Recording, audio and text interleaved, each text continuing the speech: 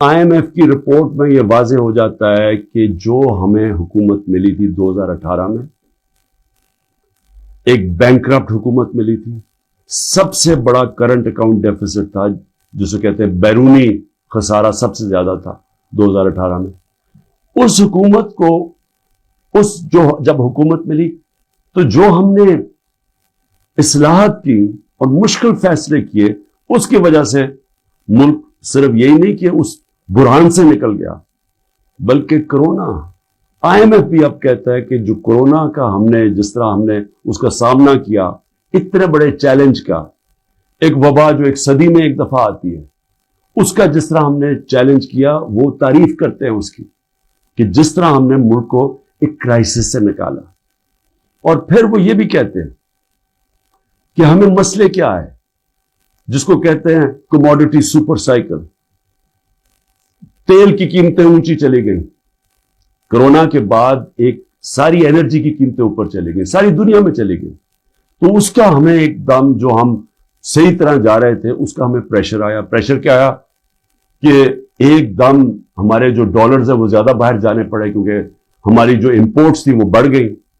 تو جو ہم بیلنس کر رہے تھے اپنی اکانومی، اس میں مشکل آئے۔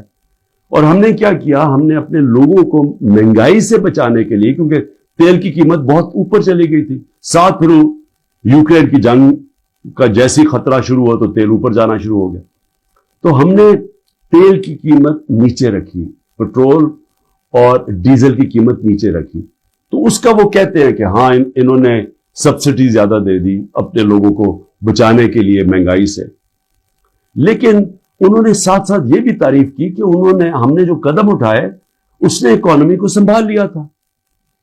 ہم کیا امید رکھ رہے تھے کہ جو روس سے ہم نے طے کی تھی، جو صدر پوٹن سے میں ملا تھا، ہم نے ان سے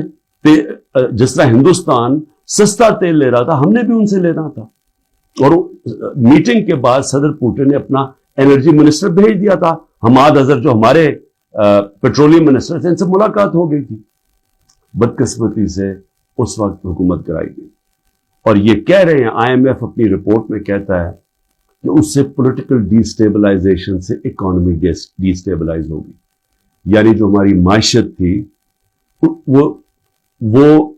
ڈی سٹیبلائز کا مطلب کہ وہ ایک دم مارکیٹ جو تھی اس کے اندر ایک دم انسرٹنٹی آ گئی۔ جب مارکیٹ کی انسرٹنٹی کا مطلب کہ جب جو ٹریڈرز ہوتے ہیں، جو مارکیٹ ہوتی ہے، اس کو جب یقین نہیں ہوتا کہ اب کیا ہوگا، تو یہی میں نے جنرل باجوہ کو میں نے بھی بتایا اور شوکت ترین فائنانس منسٹر کو بھیجا، ان کو بھی کہا کہ ان کو بتاؤ کہ اس وقت نہ ڈی سٹیبلائز کرنا، ان سے سنبھالی نہیں جائے گی۔ اور وہی آئی ایم ایف لکھتا ہے کہ ان سے سنبھالی نہیں گئی، ان کو سٹیپس نہیں تھے، انہوں نے غلط پالیسیز بنائی، ان کی پالیسی سے اور زیادہ معاشی حالات بگڑتے گئے۔ اور وہی آئی ایم ایف لکھتا ہے کہ پاکستان کے لیے پچھلے 14 مہینے بڑے تکلیف دہ گزرے۔ تو یہ تو میں کہہ رہا تھا تب سے، اور یہ میں بڑی دیر سے لگا ہوا تھا کہنے کہ یہ جو بھی یہ رجیم چینج کیا، جو سازش کی گئی، اس کی قیمت پاکستانی قوم نے اٹھائی،